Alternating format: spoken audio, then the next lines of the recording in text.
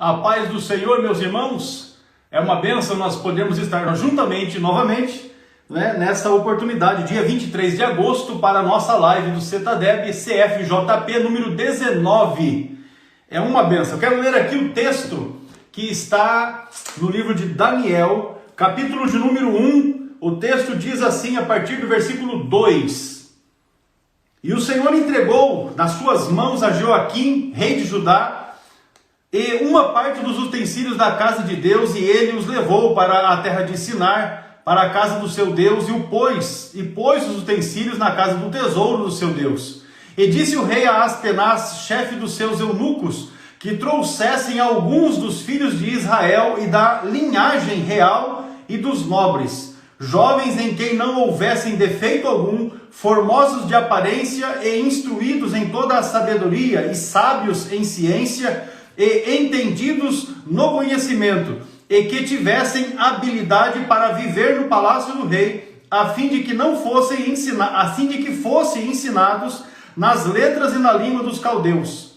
E o rei lhes determinou a ração de cada dia, da porção do manjar do rei e do vinho que ele bebia, e que assim fossem criados por 3 anos, para que no fim deles pudessem estar diante do rei. E entre eles se achavam dos filhos de Judá, Daniel, Ananias, Misael e Azarias. Versículo 8, Daniel 1, 8.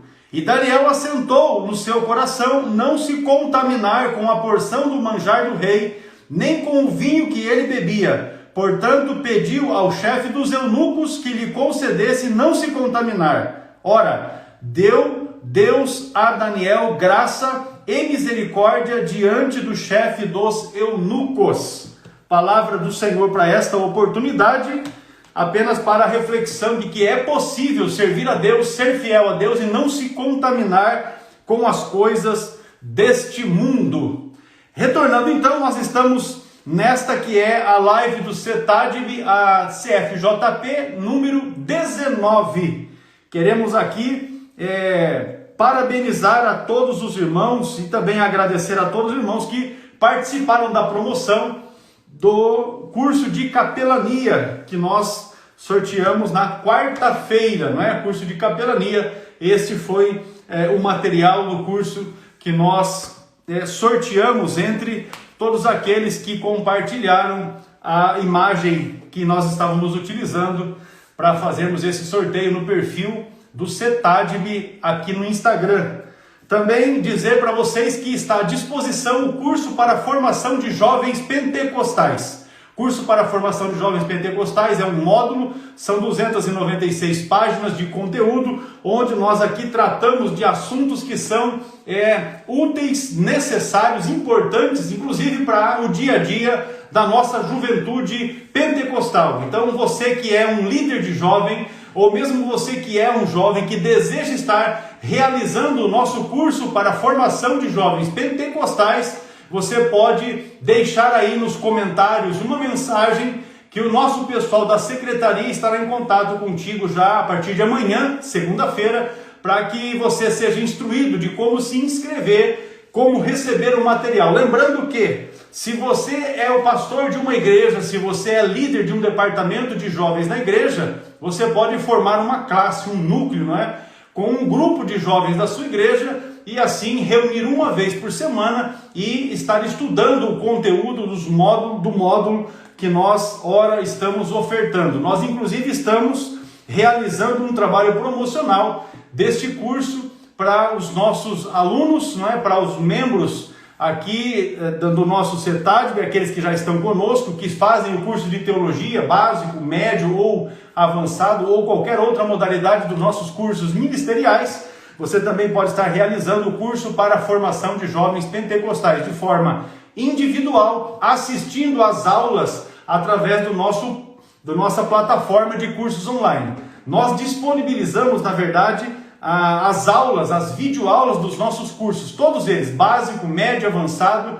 Desde 2013, nós temos disponibilizado as videoaulas para os nossos irmãos, para os monitores dos nossos núcleos, para os membros da diretoria dos núcleos e também para os alunos então você pode também estar em contato com a nossa secretaria e se orientar a respeito de como você pode proceder para estar inscrito no curso e também ter acesso às videoaulas que estão disponibilizadas para você assistir online, do seu celular, do seu tablet, no seu computador, na sua Smart TV, não é? Enfim, qualquer equipamento que você consiga ter acesso e navegar na internet, certamente você será edificado, porque no CETADB tem conhecimento para você, para a sua vida ministerial, para a sua vida pessoal, para que você possa crescer na graça e no conhecimento do Senhor Jesus Cristo. É uma bênção. Além do curso para formação de jovens pentecostais, dentro ainda da modalidade de cursos ministeriais, nós temos o Discipulado Cristão, que é um material específico para que você possa montar uma classe, aí este curso exclusivamente em classe, porque a ideia é que você vai discipular novos convertidos, então é necessário que você organize uma classe com os novos convertidos da igreja e você possa então ensinar o rudimento da fé, o que é a igreja, as atividades da igreja, o dia a dia da igreja, como é que alguém pode efetivamente se tornar membro da igreja. E aqui nós vamos aprender a respeito dos passos da fé, os primeiros passos da fé, como contribuir, né? Fala-se a respeito das contribuições, os dízimos, as ofertas, a respeito de conhecer a Bíblia, o juízo final, não é? Fala a respeito também de oração, fala de batismo em águas, fala de batismo com o Espírito Santo, trata de questões do dia a dia. Olha aqui, ó, impureza sexual, tratando de materialismo e avareza, vencendo a raiva e a ira, o vocabulário perverso e obsceno, falsidade e mentiras, ocultismo e batalha espiritual, passos práticos para uma vida cristã vitoriosa. Isso tudo você tem no nosso curso de discipulado cristão. Ainda, o curso para formação de obreiros. É este o módulo, está aqui, são 314 páginas de um curso que vai qualificar o seu ministério, onde você vai estar aprendendo e também podendo treinar os seus obreiros, seus auxiliares, desde como você realiza a recepção, por exemplo, de membros ao chegarem na igreja, até questões de maior profundidade também, com um manual aqui de cerimônias, para você aprender como realizar, por exemplo, um batismo em águas, como você realizar um casamento, como você realizar um culto fúnebre, enfim, as cerimônias que são necessárias no dia a dia da igreja. Aqui nós temos todo um cerimonial que vai te orientar. É bênção para a sua vida, é bênção para o seu ministério. Você que é pastor de igreja e quer formar obreiros aprovados, abalizados, e venha para o CETADB e faça conosco o curso de formação de obreiros. Aleluia! Ainda dizer para vocês, do curso básico de teologia, 17 módulos, o curso médio de teologia são 10 módulos, e o curso avançado de teologia são 12 módulos. Você que ainda não tem curso de teologia, você pode se inscrever e fazer conosco o curso básico de teologia e começar então os seus estudos. Você será certamente abençoado. Vamos trazer aqui o pastor Ciro Zibord para poder a nossa sessão de perguntas e respostas relacionadas a essa live de número 19, CFJP, 23 de agosto. Paz do Senhor, pastor Ciro. Conte a benção. Quantas são? Paz do Senhor, pastor Alex. Tudo bem? Mas olha, na benção. Vamos que vamos, acelerado aqui. Vamos caminhando, né? Desse jeito, a passos largos. Ajeitando aqui e tal. Muito bem.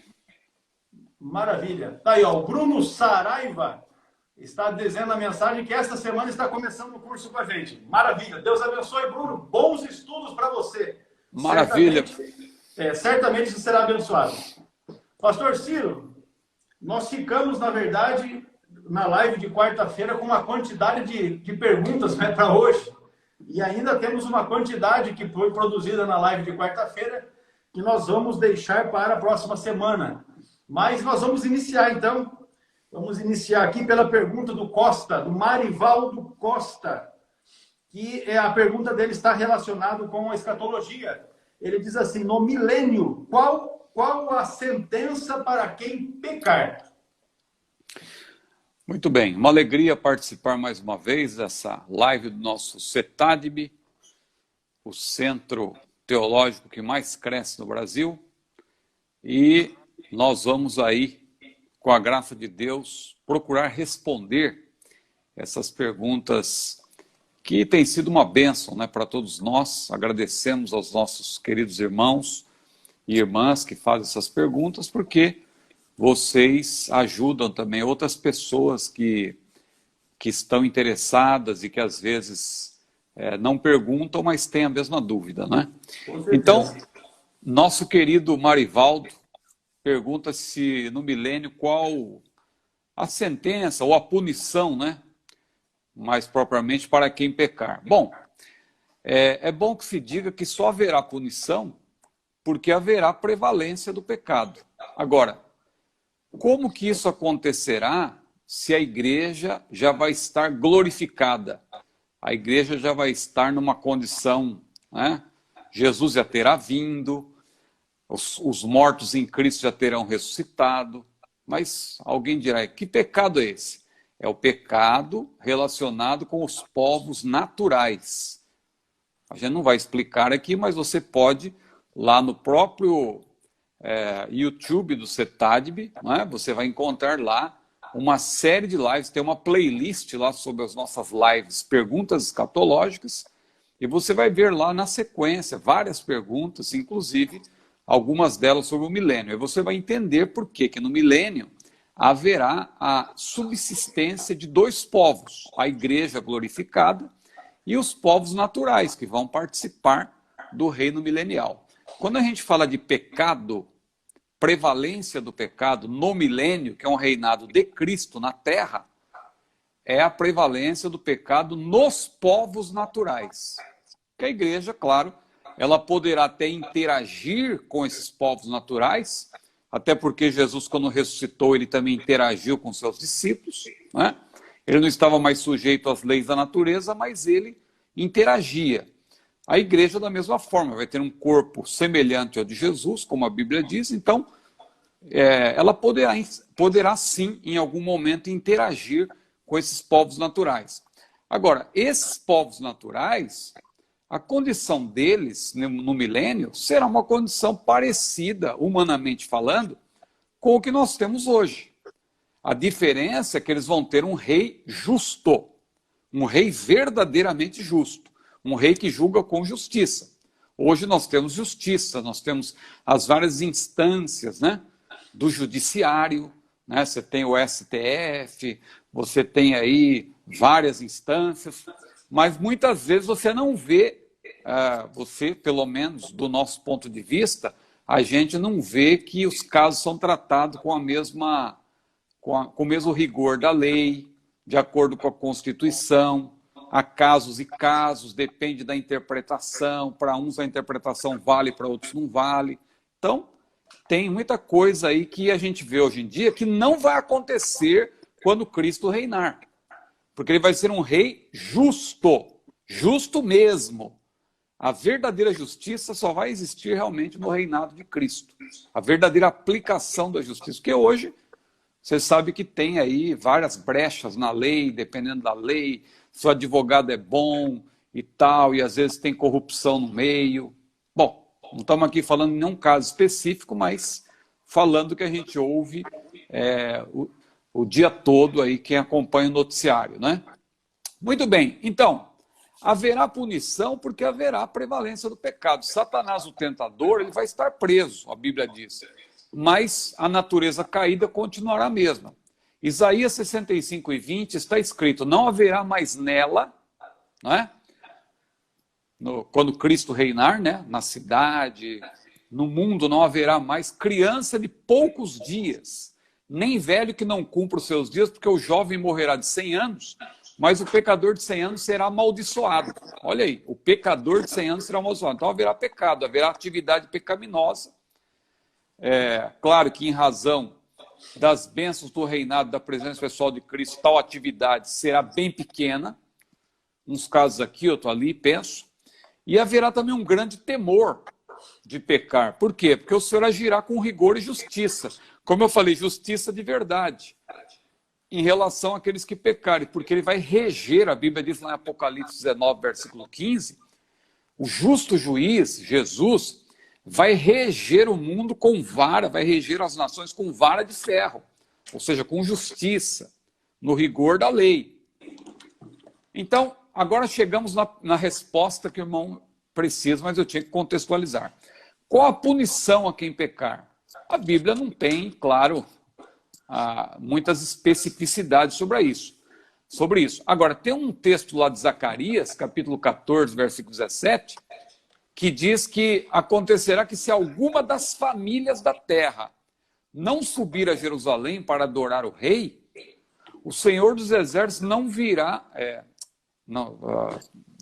eu digo, repetindo, se a família não subir para adorar o rei, o Senhor dos Exércitos, diz lá Zacarias 14, 17, que não virá chuva sobre essa família. Ou seja, o Senhor não vai obrigar ninguém a adorá-lo, porque ele é rei, mas ele não é um imperador. Não é porque ele é um rei justo que ele vai obrigar as pessoas a adorá-lo. Agora, aquelas famílias que não o adorarem, aqueles povos, aquelas nações que por algum motivo se rebelarem contra ele, vai ser raríssimo isso, penso, diz que não haverá chuva, não é? Não virá chuva. Então, haverá total ausência de chuva para as nações que não subirem a Jerusalém para adorar o rei. Isso é uma prova, claro, de que existirão desobedientes no milênio e eles serão punidos. Então fica aí, apenas lançando luz sobre o assunto, mas então, em resumo, haverá pecado, haverá pecadores, haverá punição, porque haverá povos naturais. Mas ao final, claro, do milênio, o diabo será solto, vai ainda enganar muita gente, e depois, finalmente, Deus vai pôr um fim em tudo isso, lá com o juízo final, e viveremos para sempre com o Senhor, agora sim, já todos no seu estado eterno, perfeito, né? Sem a presença do pecado. Porque a diferença, claro, entre os povos naturais e a igreja, que a igreja, claro, já vai estar glorificada. Não haverá mais a presença do pecado. Hoje, o pecado não tem domínio sobre nós, se nós formos fiéis. A Bíblia diz, o pecado não terá domínio sobre vós. Mas existe, claro, ainda a presença do pecado. O pecado está presente. Depois do milênio, claro, depois que houver o juízo final e tal, que Deus julgar de maneira conclusiva a todos, aí sim, os salvos, na sua condição eterna, eles estarão livres da presença do pecado. Maravilha, deixar aqui uma saudação aos nossos amados lá de Sobrado, na Paraíba, que estão com um curso programado lá em andamento. Que bênção podermos nos dirigir aos irmãos da Paraíba também, os irmãos do Rio Grande do Norte aqui, que está tudo em peso. O Alisson, inclusive, já deu até um oi, já mandou divulgação do CETADB, do CTI, o Alisson está empolgado ali. Maravilha. Deus abençoe, Alisson, a sua casa, né? Está trabalhando. Está trabalhando, é isso aí. Pois bem, meu pastor, agora diz respeito às duas testemunhas do Apocalipse. Na verdade, nós já temos uma resposta nesse sentido lá no nosso canal no YouTube, CETADEB Oficial. Procure no YouTube, nós temos lá a informação. Mas a pergunta aqui feita pelo Carlos Eliésio diz assim, uns dizem que Elias e Enoque são as supostas testemunhas do Apocalipse, porém, uns alegam ser Moisés uma delas. Dentro desta questão, qual a sua opinião? Essa foi a pergunta. O pessoal destaca bastante isso aí, qual a sua opinião, mas é bom dizer que aqui não é uma questão só de opinião, é uma questão, quando a gente, claro, tem questão que passa pela nossa opinião, mas quando a gente fala sobre doutrina, e é o nosso caso aqui, vamos repetir, é Bíblia e a posição da Assembleia de Deus, que é uma posição que está na declaração de fé. Então aqui é a nossa declaração de fé, não é a minha opinião, nem a opinião do pastor Hercos, a gente apenas fala aqui, mas é o que está na nossa declaração de fé, porque nós, claro, estamos trabalhando em sintonia com a nossa fé, com a nossa declaração de fé. Claro que uma outra coisa, você vai perceber que a gente até deixa claro quando é isso, fala só, eu penso que é assim. Mas tem coisa que não é simplesmente o nosso pensamento, a nossa opinião. É o que realmente está na Bíblia, é o que realmente a nossa declaração de fé esposa, nós como assembleianos. Então, nesse ponto aí, a nossa escatologia é bem clara, nós temos uma posição escatológica bem clara. Eu falo isso que hoje em dia o pessoal brinca. Olha, se Jesus voltar antes da grande tribulação, nós somos pré. Se voltar depois, nós somos pós. Então fazem umas brincadeiras, às vezes nem fazem por mal, é gracejo mesmo, mas fica às vezes a impressão de que a gente não tem uma posição, que a nossa escatologia é uma coisa assim maleável, como se fosse um chiclete que você amolda do jeito que você quiser. Não, nada disso. A nossa posição escatológica, ela é bem segura, aliás, desde 1916, quando tivemos a primeira declaração de fé, claro, nos Estados Unidos, alguém dirá que era... Não, no que tange a doutrina, os americanos, sim, eles têm outro costume, mas no que tange a doutrina, desde 1916, aquilo que nós defendemos estava lá já, foi revisado depois, 1960, até chegar na nossa declaração de 2017. Mas, falando especificamente das duas testemunhas, a nossa declaração de fé não tem uma posição consolidada, dizendo, ó, é fulano e beltrano, porque a Bíblia não diz isso. Mas o que a Bíblia diz sobre as duas testemunhas? A Bíblia diz apenas que elas profetizarão até a primeira metade da tribulação, 1260 dias, ou seja, 3 anos e meio, vestidas de pano e saco, diz lá em Apocalipse, pano de saco, né? Apocalipse 11:3. Diz que elas são as duas oliveiras, né? E os dois castiçais que estão diante de Deus, uma maneira simbólica de retratar que são dois servos do Senhor, fiéis, tementes a Deus, e que elas vão ter poderes sobrenaturais da parte do Espírito, que são descritos lá em Apocalipse 11. Aí tem um monte de especulações que eu vou só citar, não vou não vou gastar tempo com isso aqui. Eu já ia falar uma expressão imprópria, não é perder tempo, a gente nunca perde tempo. Investimento de tempo, né? Investimento de tempo. Não vou aqui desperdiçar, uma parte do tempo pode ser usada melhor aqui, porque já existe, o pastor Arcos falou, nós já temos lá uma playlist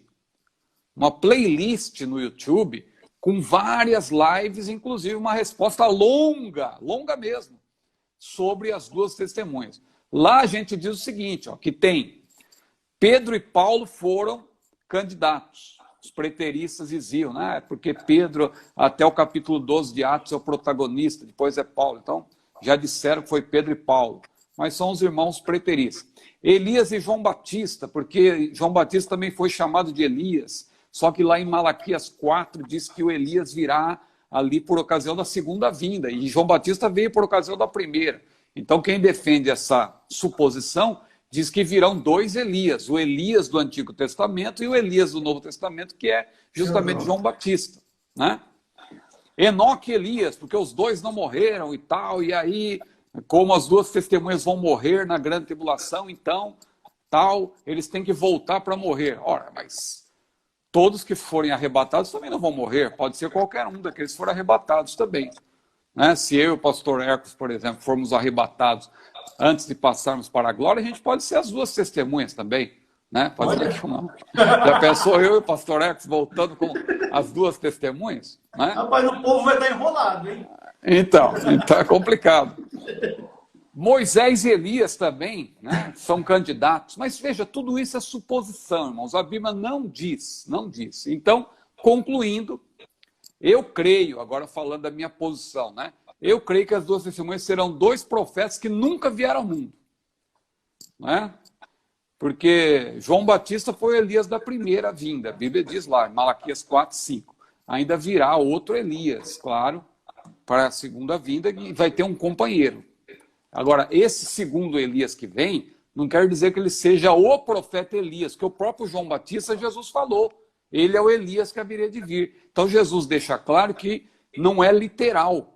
Não é o próprio Elias que vai voltar. Né? É uma pessoa, ou duas aí no caso, que virão na virtude daqueles profetas do Antigo Testamento, porque eles vão fazer ali coisas extraordinárias, né, e tal, e vai descer fogo do céu e etc. Mas, pastor Hercos, resumindo aqui, porque tem muitas perguntas ainda, tudo isso que eu falei foi só para, na verdade, deixar claro que nós temos uma posição, né, no que tange a escatologia, aproveitei a pergunta para falar isso, e dizer que no que tange as duas testemunhas, a Bíblia não diz claramente. Mas eu citei várias especulações, porque tem gente aí na internet afirmando peremptoriamente, é Elias e Enoque, é Moisés e Elias. não embarquem nessa canoa furada, porque a Bíblia não diz. O que a Bíblia não diz, não adianta você querer forçar a Bíblia a dizer o que ela não diz. Maravilha. Né? E ainda vou deixar uma dica, você que é pentecostal e especialmente assembleiano, acesse o site da CPAD e se você ainda não tem a declaração de fé, adquira. Me parece que é R$ 9,99, R$ 10 apenas para você adquirir a declaração de fé. Pode comprar 10 e dar de presente ainda.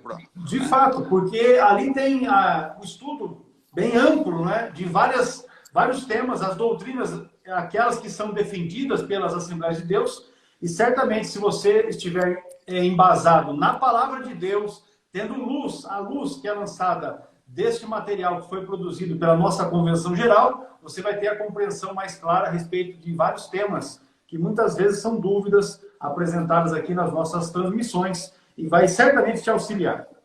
Pois bem, meu pastor, o Ney Evangelista, ele pede para que seja falado a respeito da serpente que Moisés ergueu no deserto. Ele pergunta se esta serpente simboliza Cristo, pois aí ele diz, porque a serpente, na verdade, faz alusão a Satanás. A colocação que ele colocou aí, ele fez. Tem que explicar bem. Essa pergunta é até interessante, porque ela também nos ajuda na solidificação da nossa convicção com respeito à doutrina da salvação.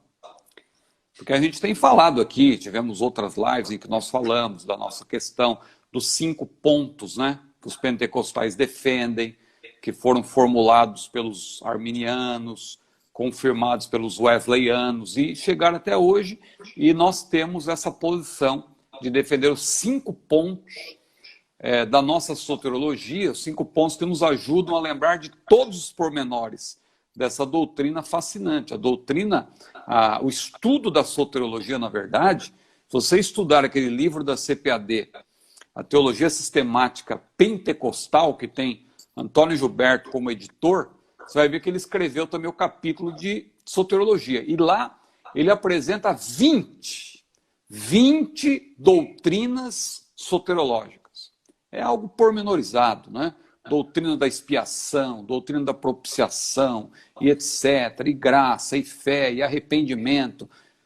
E tudo se encaixa muito bem para a glória de Deus. A gente não precisa, hoje em dia, entrar nesses embates aí. Hoje em dia a gente vê muitos crentes se digladiando na internet por causa dessa discussão em glória, e calvinismo, arminianismo. Claro que quando precisa dar uma resposta, a gente dá também.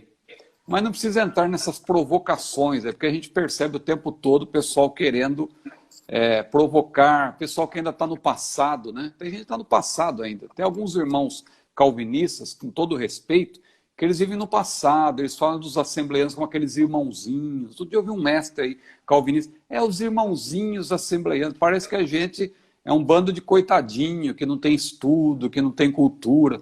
Meu irmão, atualize-se. A Assembleia de Deus é uma igreja que tem doutores, tem juízes, tem advogados, tem mestre, tem doutor, tem pós-doutor, né? Claro que a nossa igreja ela cresceu muito também nos lugares carentes, nos lugares pobres, lugar, aliás, onde as igrejas de elite não estão. Mas a Assembleia de Deus, por graça do Senhor, entrou nesses lugares. Deus deu uma visão para os pioneiros para entrar nesses lugares e tal, e pregar o evangelho com simplicidade. E graças a Deus hoje, né? Não que queiramos nos ensoberbecer, aliás, é um outro perigo, né? De nós acharmos que já somos importantes também, mas a Assembleia de Deus cresceu aí com a ajuda do Espírito Santo. Vamos lá para a pergunta, rapidamente aqui. A serpente no deserto. Vamos descrever rapidamente o que aconteceu ali.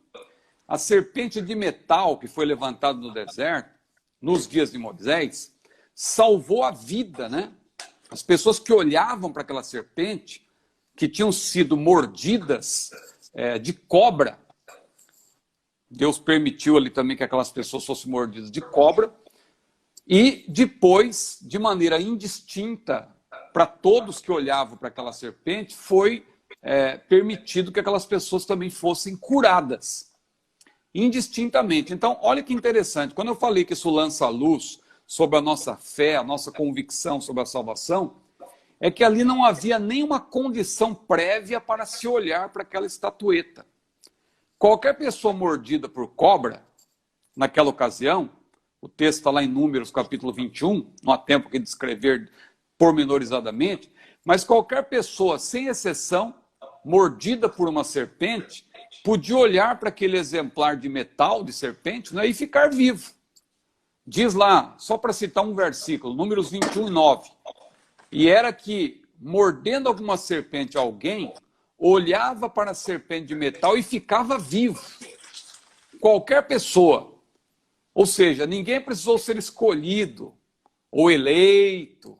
Vai uma primeira alfinetada aqui, desculpa eu aproveitar a oportunidade. Mas ninguém ali precisava ser primeiro eleito. Olha, Deus elegeu algumas pessoas que poderão olhar para a serpente e ser curada. Não.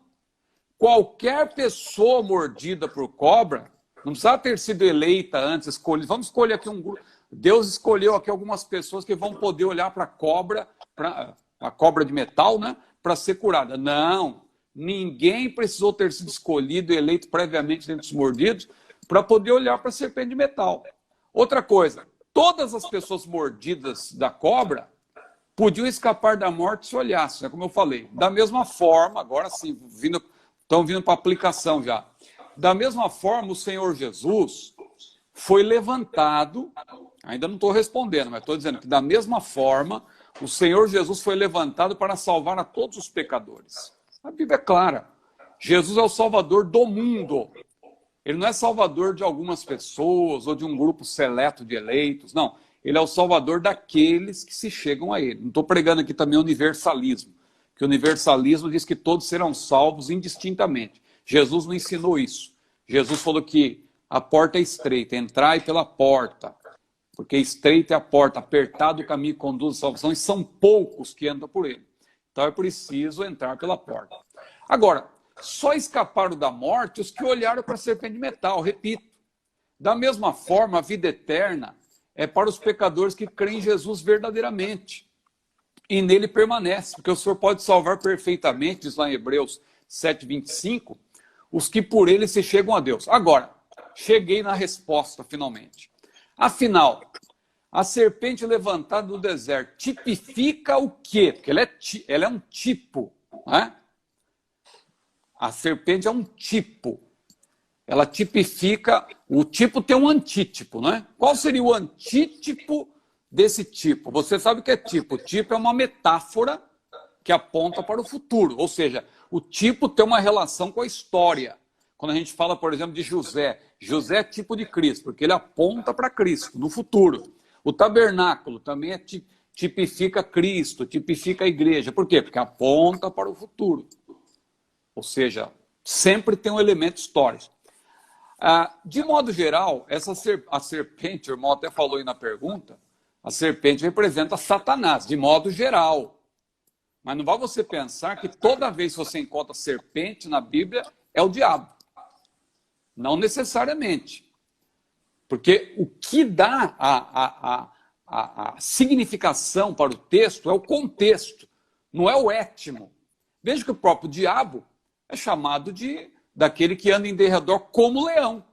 Agora, Jesus é o leão da tribo de Judá, é o leão com L maiúsculo. Agora, o diabo também, a Bíblia diz, né? Vigiai, o diabo, vosso adversário, anda em derredor, bramando como leão. Ah, mas aí não diz que ele é o leão, como leão. Ora, a diferença é que como leão é símile e leão é metáfora, são figuras de linguagem, né? Porque Jesus também não é o leão, literalmente.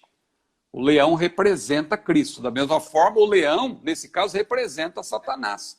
Quando diz que ele anda em derredor, bramando como leão. Então já percebeu que você não pode se basear nesse argumento e dizer, não, toda vez que é serpente é o diabo. Não, nada a ver.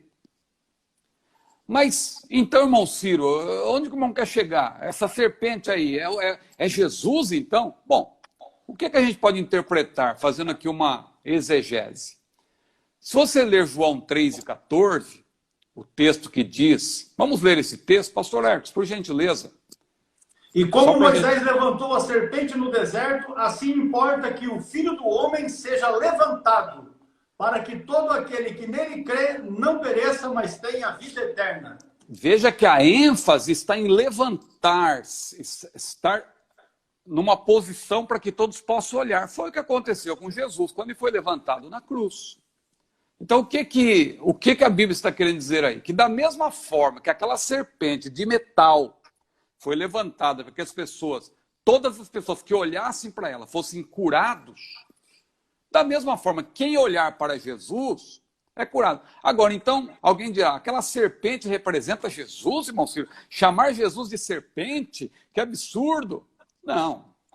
A serpente não representa Cristo nem o diabo aí. Essa serpente de metal aí não representa nem Cristo nem o diabo. Ela representa a maldição do pecado que Jesus levou sobre si ao ser levantado na cruz. Porque quando Jesus foi levantado na cruz, ele levou sobre si todos os nossos pecados. Da mesma forma, aquela serpente de metal, ela na verdade foi usada por Deus para que as pessoas que tinham sido mordidas pela cobra olhassem para ela e fossem curadas. Da mesma forma, quem olha para Jesus, que levou sobre si os nossos pecados, né, é salvo. Então, a aplicação está no ato de levantar-se. Assim como a serpente foi levantada no deserto, para que as pessoas olhando para ela fossem curadas, da mesma forma Jesus foi levantado. Né? Jesus foi levantado. E ele, nesse caso, como ele se fez maldição por nós, como ele levou os nossos pecados sobre si, por isso que o texto ali usa essa aplicação com respeito àquela serpente de metal. Mas eu acho exagerado alguém dizer que a serpente representa Cristo. Que aí você tem que recorrer à analogia geral da Bíblia também.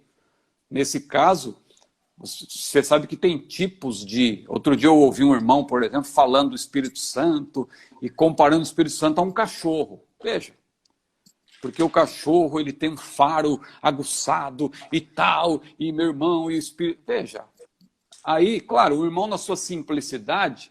Mas o que eu quero dizer com isso é que a gente não pode usar todo e qualquer tipo de comparação. O texto é claro, o texto mostra que, assim como a serpente foi levantada para que todos, ao olharem para ela, fossem salvos, aí mais adiante, o autor ali vai explicando em João 3, né? E chega no versículo 16, que é o texto áureo da Bíblia, porque Deus amou o mundo.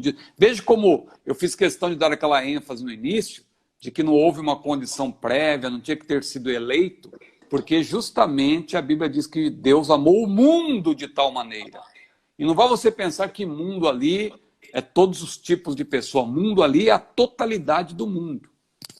Os nossos irmãos aí de outras tradições, os calvinistas, falando bem claro, lamentavelmente eles tentam, todas as vezes que a Bíblia fala todos ou fala mundo, eles dizem, não, aqui não é todos, mas são todos os tipos de pessoa. Claro, os eleitos estão em todos os tipos de pessoa, então são os eleitos. Jesus não pode ter morrido por todos, porque se ele tivesse morrido por todos, todos seriam salvos, porque eles acham que a salvação está no ato da expiação em si. A expiação, na verdade, ela faz com que haja possibilidade de salvação para todos, mas a salvação propriamente dita, claro, só acontece depois da redenção. Não confunda expiação com redenção. Quando a Bíblia diz que Jesus é o Cordeiro de Deus que tira o pecado do mundo, ali é expiação. Ele tira, ou seja, não há possibilidade. A pessoa, na verdade, ela tem, a possibilidade de salvação. Mas para ela ser salva efetivamente, ela tem que crer e se arrepender, porque aí ela é alcançada pela graça de Deus, ela é redimida e tal, é outra coisa, não é?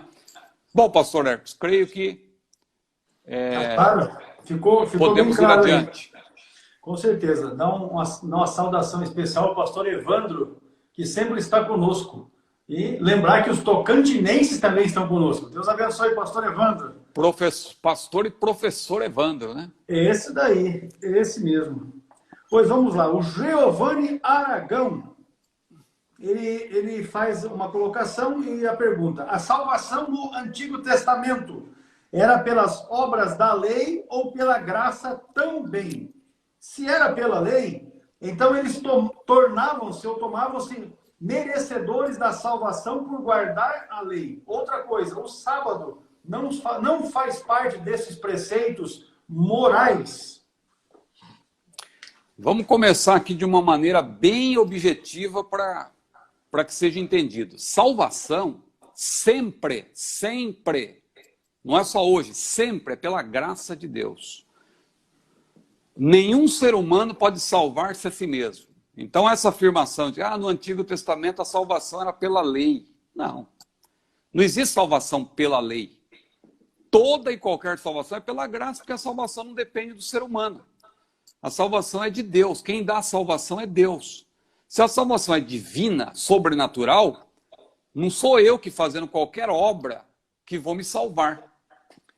Mas aí eu não estou entendendo. Então, para que serve a obediência? Aí entra outro ponto. A obediência é para quem já é salvo, né? Para manutenção. Então é o ser humano que mantém a salvação? Não, é Deus. Só que Deus mantém a salvação por meio da nossa obediência. Porque a gente tem, aquele que é salvo, ele foi salvo para obedecer.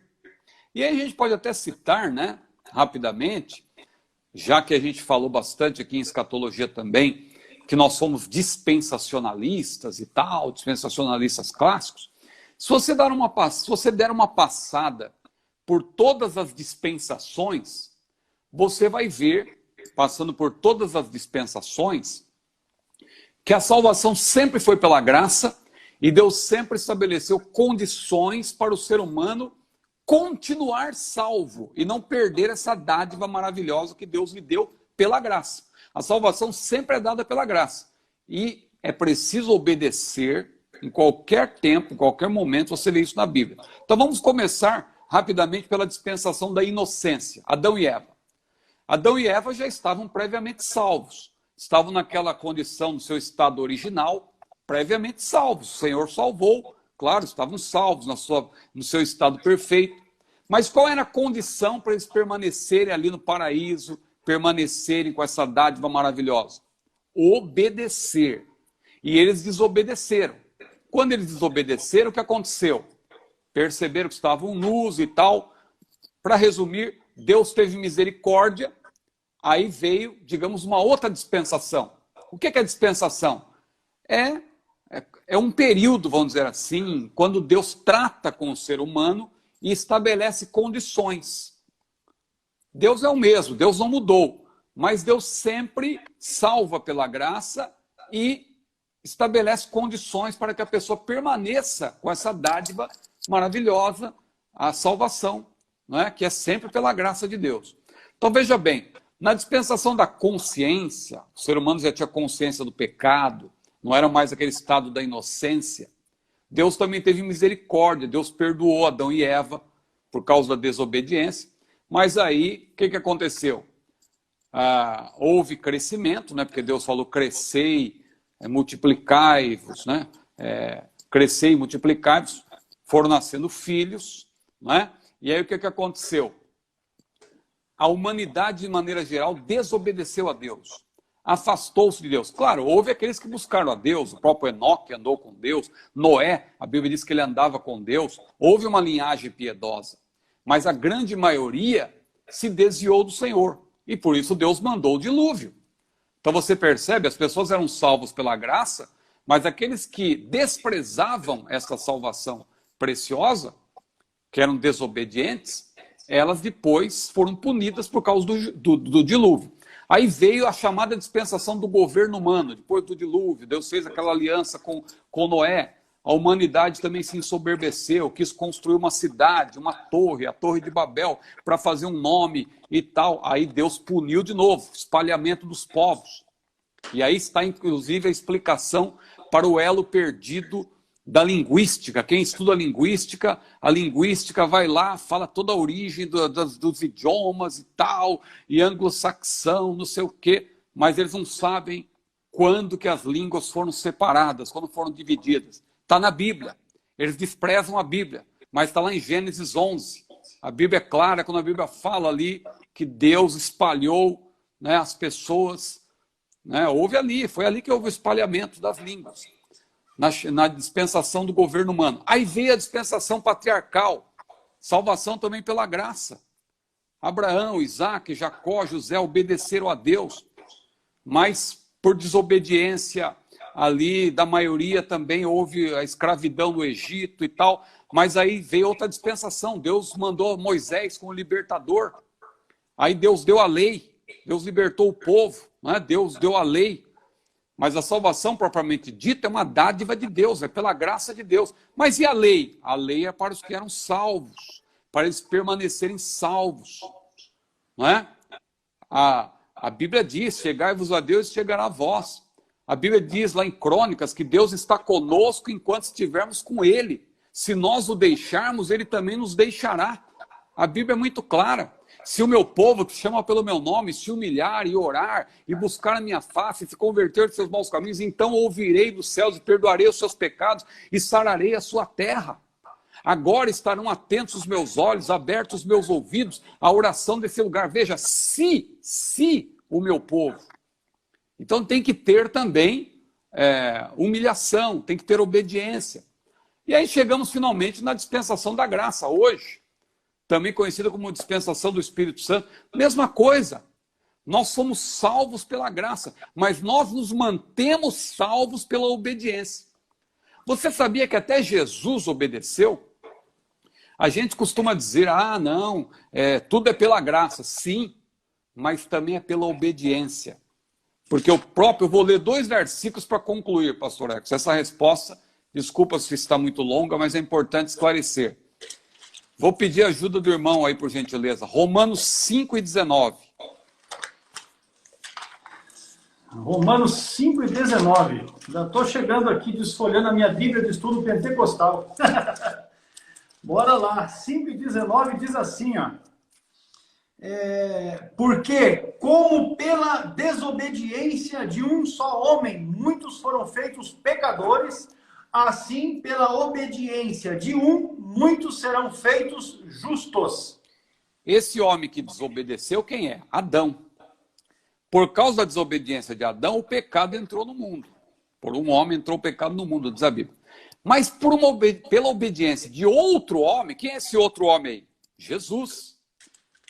Tanto é Jesus, que agora vamos ver uma outra passagem, Hebreus 5, 8 e 9, por gentileza. Hebreus 5, versículos 8 e 9. Hebreus 5, 8 e 9. Vamos achar já aqui. Hebreus 8, não, 5, né? Hebreus 5, 8 e 9. Aqui está. Ainda que era filho, aprendeu a obediência por aquilo que padeceu.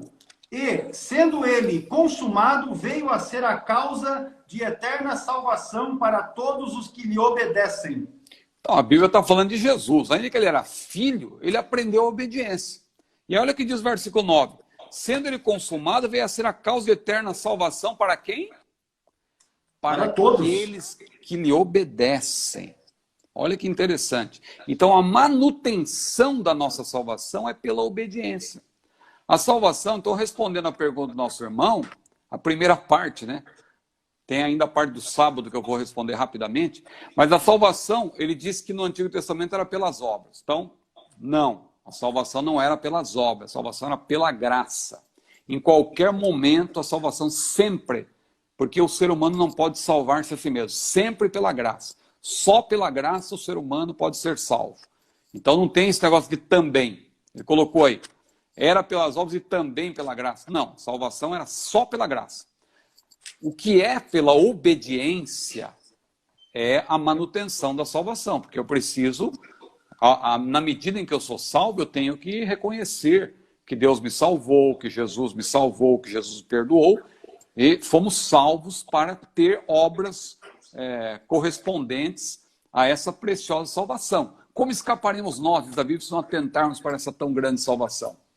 E outra coisa, Paulo falou que somos feitura sua, criados em Cristo Jesus para as boas obras, as quais Deus preparou para que andássemos nelas. Mas ele diz, se era pela lei, nosso irmão Aragão, Giovanni Aragão, se era pela lei, então se tornavam merecedores. Não, porque eu já expliquei aqui, a salvação nunca é pela lei, é pela graça. Mas aí vem a parte final, outra coisa, o sábado não faz parte dos preceitos morais, então ele aí puxa para o aspecto sabatista. Como se fosse assim, olha, quem não obedece o sábado hoje está desrespeitando os preceitos. seja, está implícito na pergunta. O que a gente pode dizer sobre isso, rapidamente? O sábado não faz parte dos preceitos morais. O que faz parte dos preceitos morais? O que Jesus explicou lá em Mateus 5-7, no Sermão da Montanha. Ali estão os preceitos morais. Para nós somos cristãos. Para nós já somos salvos. A salvação não é por obediência a preceitos morais. A salvação é pela graça. Mas uma vez que eu sou salvo, aí Jesus estava ali falando para os salvos, para aqueles que são salvos. Alguém dirá, não, ele está falando para a multidão, mas ali está partindo do pressuposto de aqueles discípulos que o ouviam já tinham entendido, né, que a salvação é pela graça de Deus e tal, e eles tinham que obedecer para serem cristãos. Os cristãos são salvos, né, a rigor, pelo menos por definição. Se não é salvo é porque alguma coisa está errada na vida dele, mas por definição, quem se diz cristão é porque já é salvo. Agora, o apóstolo Paulo, que também foi, ou é, né, ainda um grande mestre do judaísmo, ele não considera o sábado importante. Então, você dizer que o sábado é parte do preceito moral e muita gente ignora.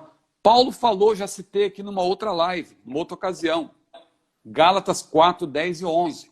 Guardais dias, guardais meses, tempos, anos. Aí Paulo disse, receio de vós que haja eu trabalhado em vão para convosco. Porque eles estavam indo na conversa dos judaizantes, que dizia exatamente isso. Meu irmão, você tem que guardar o sábado. Meu irmão, você tem que guardar a lei. E Paulo deixou claro, a salvação não é pela lei, a salvação é pela graça.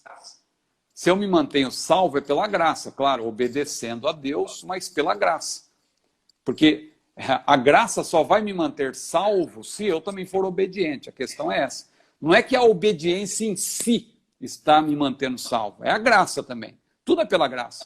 Só que a graça só é eficaz na vida daquele que é obediente. Se eu desobedecer, se eu der as costas para Deus, se eu fizer como fez Esaú, para que me serve esse manjar? Aliás, para que me serve essa primogenitura? Desprezou a sua primogenitura. Se o crente fizer a mesma coisa, para que me serve isso? Ele está desobedecendo a Deus, a graça de Deus deixará de agir na vida dele para mantê-lo salvo. É essa a questão.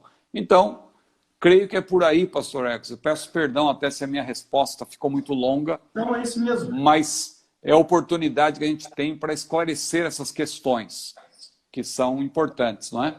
Até porque essa situação, na live que foi a de número 18, quarta-feira, você já havia também dado uma explicação a respeito desse tema, não é? Sim. Mas o irmão Giovanni, ele ainda coloca uma situação aqui e diz respeito à pergunta da live de quarta-feira também, né? Só uma pequena observação. Essa pergunta agora, que vem agora, a próxima, sabe qual é? Centésima. A centésima. Amém. Centésima Então, pergunta. Olha como o irmão centésima. Giovanni Aragão é privilegiado, hein? E nós também. Desse jeito. Nós queremos dar um abraço aos irmãos de Pernambuco, também aos irmãos que estão em Jales, em São Paulo, ao pastor Josiel, a irmã Marta, né? Que Olha são aí. ali do Espírito Santo, tem núcleo do nosso curso teológico CETAD lá na igreja, são amigos particulares. Deus abençoe o nosso casal Maravilha. de amigos aí.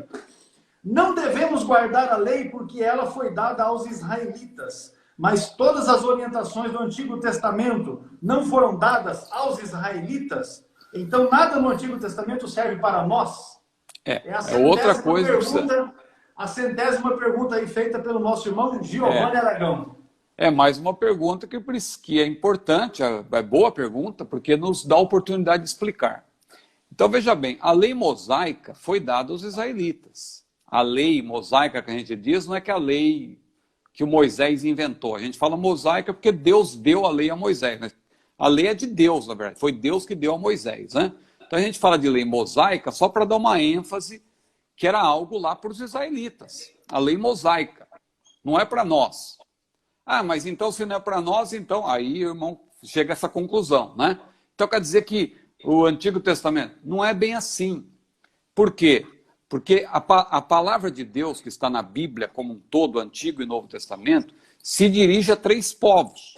A Bíblia divide a humanidade em três povos. Está lá em 1 Coríntios 10, 32. O apóstolo Paulo diz o quê? Portai-vos de tal modo a não dar escândalo, nem a judeus, nem a gentios e nem a igreja de Deus. Então, há três povos.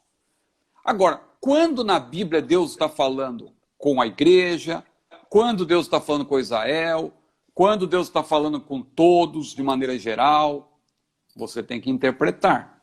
Aí você tem que estudar, tem que fazer uma exegese. Não basta simplesmente, eu acho que isso aqui é para Israel. Não, tem que observar. Porque, veja bem, dentro da própria lei de Moisés, apesar dela ter sido entregue aos israelitas como destinatários originais, há dentro da lei mosaica preceitos, mandamentos, princípios que são atemporais e que são para a igreja também. Quer um exemplo? Deuteronômio 6 e 6. O que diz lá? A Bíblia diz que estas palavras que hoje te ordeno estarão no teu coração. Intimarás a teus filhos e tal. Como que eu sei que aquilo ali serve para nós também? Porque isso foi confirmado por Jesus. Isso foi confirmado pelo apóstolo Paulo. Não é? Paulo falou lá em Efésios, também 6, Efésios 6, sobre a importância de instruir os filhos e tal, mantê-los em submissão. Então, veja bem, você percebe que Deuteronômio 6 e 6 está na lei, foi dado para os israelitas como destinatários originais, mas se aplica a nós também. Agora, falando do sábado especificamente, não acontece a mesma coisa. Não adianta você querer forçar e tal, dizer, não, mas tal, tem que servir para nós, porque a lei de Deus é eterna. Não. Jesus foi claro, Jesus em momento algum ele disse, olha, tem que guardar o sábado. Pelo contrário, ele falou assim, o sábado foi feito por causa do homem, e não o homem por causa do sábado. Paulo também falou, eu citei aqui, guardai sábados, como que dizendo, vocês estão preocupados com o sábado, isso aí não é importante. Veja Atos 15, quando houve o concílio ali porque os judaizantes queriam que os crentes gentios guardassem a lei mosaica. Aí Paulo e Barnabé foram convocados, porque eles estavam pregando para os gentios, para lá ter um embate, né, com aqueles judaizantes, naquele concílio, e estava difícil a situação. Quem resolveu o problema ali foi Pedro. Pedro, que muita gente lembra que Paulo falou duro com Pedro, tá vendo? Resistiu. Pedro. Mas pouco se esquece que quem salvou a pele de Paulo no concílio foi Pedro. Você já parou para pensar nisso? Enquanto Paulo e Barnabé falavam, a confusão estava geral. Aí Pedro deu uma palavra. E olha como a palavra de Pedro teve peso. E a palavra de Pedro foi justamente, irmãos, a salvação é pela graça. Eu vi isso, eu mesmo percebi isso, porque eu preguei lá na casa de Cornélio, e Deus derramou o Espírito sobre os gentios também. Então Pedro deu uma palavra, resolveu a questão. E aí chegou o momento de eles fazerem uma carta. Vamos fazer agora uma carta aqui, pastor Alex, e a hora já está acabando, não é? Vamos fazer uma carta, mas acho que dá para concluir, né? Vamos fazer uma carta aqui para os irmãos, para eles saberem o que eles precisam fazer. Aí, veja lá, você que é sabatista, com todo respeito, veja lá se Paulo disse que era para guardar. Paulo não, se a igreja chegou a essa conclusão, o concílio, né? Ali Tiago mandou enviar carta, Tiago que estava presidindo a reunião, Tiago, irmão do Senhor, veja se lá está dito que é para guardar o sábado. Não, de jeito nenhum. Não era para guardar a lei, porque, veja, resumindo então, nem tudo que era para judeu é para nós hoje. O que está na Bíblia se diz três povos. Falei, no início da igreja, judaizantes queriam que os gentios guardassem a lei mosaica. O que foi decidido no concílio? Já falei aqui. O Antigo Testamento lança a luz sobre o Novo. Tudo é para nosso ensino, diz a Bíblia em Romanos 15 e 4. Hebreus, inclusive, faz uma aplicação para nós do que era literal. Por exemplo, esse texto aqui eu queria até ler, porque quem diz que é para guardar o sábado... Vamos encerrar. Vamos encerrar, a gente abre novamente a live. Voltem todos, os 50 que estão aí, voltem, porque esse texto que eu preciso ler aqui, você vai ver que é um texto importantíssimo. Vamos encerrar e a gente volta na sequência.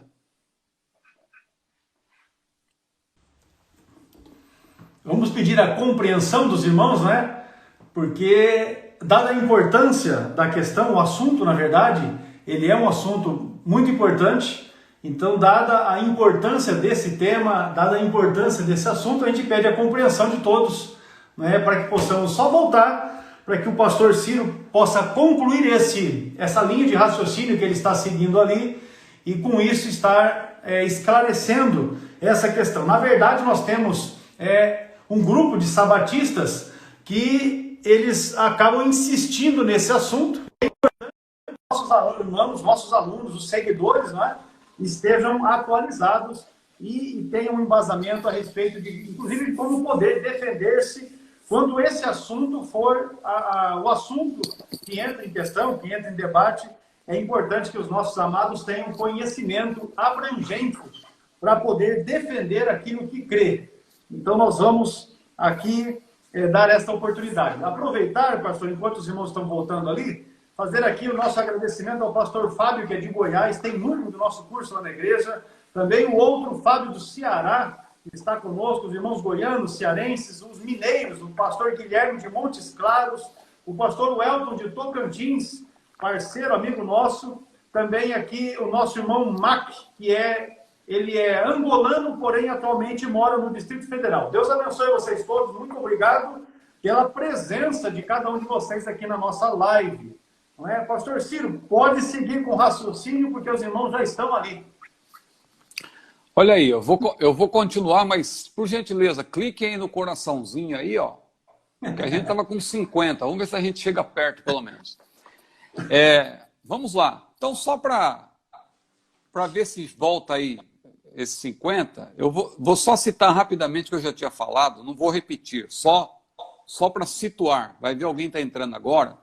A pergunta do nosso irmão Giovanni Aragão, a 100ª pergunta, é a seguinte: não devemos guardar a lei porque ela foi dada aos israelitas, mas todas as orientações do Antigo Testamento não foram dadas aos israelitas, então nada do Antigo Testamento serve para nós. Ou seja, é uma conclusão que se chega analisando a questão, claro, sem uma análise, sem uma averiguação mais aprofundada. Vamos lá.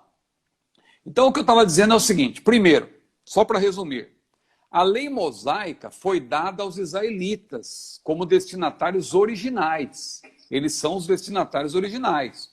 Nem tudo que lhes foi dado é parte integrante da lei, entretanto. A lei é o que está lá em Êxodo, Levítico, Deuteronômio. Aquilo ali é a lei mosaica, né? Foi entregue a eles. E tem parte dessa própria lei mosaica que se aplica a nós porque se torna um princípio atemporal, porque é corroborado pelo Novo Testamento.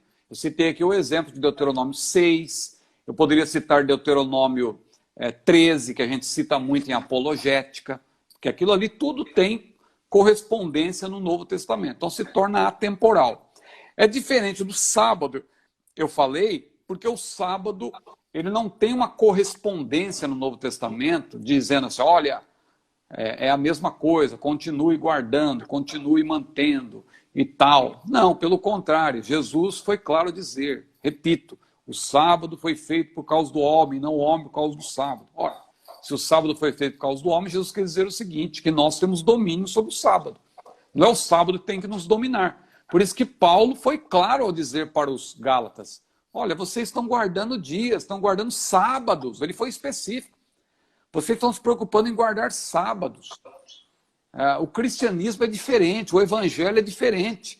A gente não precisa se preocupar em guardar a lei mosaica. A lei mosaica foi entregue aos israelitas. Porque naquele início do cristianismo havia uma confusão. Achava-se que o cristianismo era apenas um judaísmo modificado. E não era isso. Até os os apóstolos tinham esse pensamento. O concílio de Jerusalém aconteceu por conta disso, porque tinha apóstolo que achava que o cristianismo era a continuação do judaísmo. Mesmo tendo andado com Jesus, eles não estavam entendendo isso. E foi necessário que Barnabé e Paulo dessem uma palavra, mas quem resolveu a questão, repito, foi Pedro. Aliás, a gente podia até ler essa passagem aqui rapidamente, pastor Edson. Tá na mão. Deixa eu ver se eu 15. lembro. É Atos 15, o texto que Pedro fala especificamente, né? Quando ele resolve a questão que estava havendo uma contenda, ninguém estava chegando a conclusão nenhuma, né? Aí, veja bem, aqui, ó, versículo 7. Atos 15, versículo 7. Vou pedir por irmão, por gentileza, fazer a leitura. E havendo grande até o contenda, 11. Sim. E havendo grande contenda, levantou-se Pedro e disse-lhes: varões irmãos, bem sei que já há muito tempo Deus me elegeu dentre vós, para que os gentios ouvissem da minha boca a palavra do evangelho e crescem. Até o 11, por favor. E Deus, que conhece os corações, lhes deu testemunho, dando-lhes o Espírito Santo, assim como também a nós. E não fez diferença alguma entre eles e nós, purificando o seu coração pela fé. Agora, pois, por que tentais a Deus, pondo sobre a serviço dos discípulos um jugo que nem nossos pais nem nós podemos suportar? Mas cremos que seremos salvos pela graça do Senhor Jesus Cristo, como eles também. Mas cremos que seremos salvos pela graça. Graça. Aí está resolvida a questão, né? Aí eles chegaram à conclusão, concluíram, aí chega lá nos versículos finais, 28 e 29, olha aqui, ó.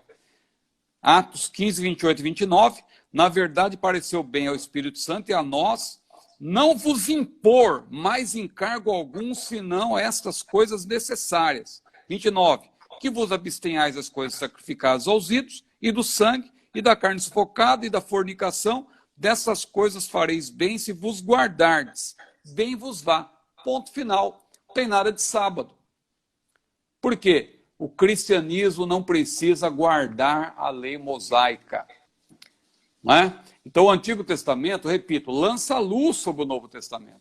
E tem mandamentos atemporais, mandamentos que foram para os israelitas originalmente, mas que continuaram para nós, porque Jesus e Paulo e os autores do Novo Testamento, inspirados pelo Espírito Santo, repetiram, ampliaram, explicaram melhor. Né? Veja, Hebreus é um exemplo. O autor de Hebreus, ele cita lá o tabernáculo, os rituais e etc. Só que ele faz uma aplicação para os dias de hoje. Ele diz, olha, aquilo lá era literal.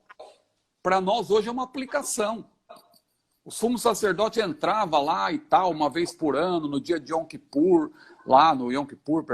no dia da expiação, né? Mas Jesus, o nosso sumo sacerdote, ele entrou espiritualmente falando, e por isso ele disse, tendo, pois, ousadia, né? Disse o autor de Hebreus, para entrar no santuário, isto é, no santo dos santos, pelo sangue de Jesus, pelo novo e vivo caminho que ele consagrou pelo véu, isto é, pela sua carne. Veja como o autor de Hebreus faz uma aplicação. E aí eu cheguei, aí eu concluo, porque eu não quero cansar os irmãos também, temos as nossas atividades, pastor Arcos também, daqui a pouco ele vai puxar meu paletó, mas Êxodo, e eu estou de paletó hoje, Êxodo 31, né? Olha que interessante, os irmãos que falam de guardar o sábado, que a lei não muda, que a lei é a mesma, que não sei o quê, que tem que continuar guardando, que a lei de Deus é imutável. Vamos ler, irmão. A Bíblia explica a própria Bíblia. Êxodo 31, 12 a 15. Por favor, pastor Eros. Falou mais o Senhor a Moisés, dizendo, tu, pois, fala aos filhos de Israel, dizendo, certamente guardareis meus sábados, porquanto isso é um sinal entre mim e vós nas vossas gerações, para que saibais que eu sou o Senhor que vos santifica. Portanto, guardareis o sábado, porque santo é para vós. Aquele que o profanar certamente morrerá, porque qualquer que nele fizer alguma obra, aquela alma será extirpada do meio do seu povo. 6 dias se fará a obra, porém o 7º dia é o sábado do descanso. Santo ao Senhor. Qualquer que no dia do sábado fizer obra, certamente morrerá. Certamente morrerá, literal. Então quer dizer, hoje, meu irmão, se a lei prevalecesse, se aquilo que foi dado para os israelitas se aplicasse a todos, indistintamente, Meu Deus. Então quer dizer que a gente teria que guardar o sábado, não só o sábado, toda a lei, aqui é um exemplo, né? E quem não guardasse o sábado hoje, literalmente deveria ser morto. Será que na igreja dos sabatistas, lá, desculpa falar assim, quando a pessoa não guarda o sábado, o que acontece? Ela é morta também? Se é para cumprir a lei. Veja, então, a gente tem que tomar cuidado com isso, né? A Bíblia tem que ser interpretada de acordo com o seu contexto. A palavra de Deus se dirige a 3 povos. O irmão está perguntando aí, é Êxodo 31, 12 a 15. Isso. 3 povos, judeus, gentios e a igreja de Deus. O que é para a igreja também tem parte no Antigo Testamento. Veja, os Salmos, né? O Senhor é o meu pastor, nada me faltará. É para a igreja. Como que eu sei que é para a igreja? Porque Jesus é o nosso pastor. Lá em João 10, ele disse, eu sou o bom pastor da vida pelas ovelhas. Então aquilo é atemporal. Deus era pastor para o seu povo Israel no Antigo Testamento, mas é pastor para a igreja hoje. Agora, tem especificidades dos Salmos que não é para nós. Quando fala lá da espada na mão, não sei o quê, e não sei o quê, que tem que... Veja, isso não é para nós, era para eles, era específica. Então tem coisas nos Salmos, que, algumas especificidades também que eram para os judeus, não é para nós. O que é para nós, e se torna atemporal, é porque tem a confirmação do Novo Testamento, a confirmação do que está no Novo Testamento. A Bíblia explica a própria Bíblia. Amém, pastor Arcos? Amém. Graças a Deus. Acho que deu para entender mais ou menos. Deu para deixar bem claro, né? O Antigo Testamento mostra para nós o modus operandi de Deus, que é um Deus que manifesta a sua graça, a sua misericórdia sobre nós todo o tempo. Graças a Deus. Pois bem, pastor, as suas considerações finais, e já faça uma oração abençoada para a gente encerrar, então, esta live de número 19, CFJP, que estará disponível no nosso canal no YouTube, que é o Cetadeb Oficial. Você pode acessar o nosso canal no YouTube e lá estará disponível. Essa, a de número 19, e as outras 18, não é? Que já foram, que nós já colocamos ela no ar aqui, nesses dias em que o Senhor colocou na nossa mente, né, a direção de estarmos fazendo esse trabalho. Lembrando que você pode se inscrever para fazer o curso, né, de formação de jovens pentecostais de forma individual, ou se você é pastor de igreja, líder de um departamento de jovens na sua igreja, você pode montar uma turma, uma classe, um núcleo com os jovens aí da sua igreja e estarem estudando. E aí as temáticas são muito abrangentes. Pastor Ciro. Amém. Agradeço mais uma vez por essa maravilhosa oportunidade e vamos agradecer a Deus, né, porque as horas já nos mandam parar, né? Nosso Deus, nosso Pai, te louvamos por este privilégio, por essa oportunidade de estar aqui mais uma vez na tua presença. Te pedimos, Senhor, uma bênção especial para a vida do pastor Hércules Carvalho de Nobre, diretor dessa instituição tão importante, que neste ano está completando 10 anos, o nosso CETADB, Centro Educacional Teológico da Assembleia de Deus. Abençoa o pastor Hércules, abençoa a irmã Eliane, todos os seus filhos, a família de maneira geral.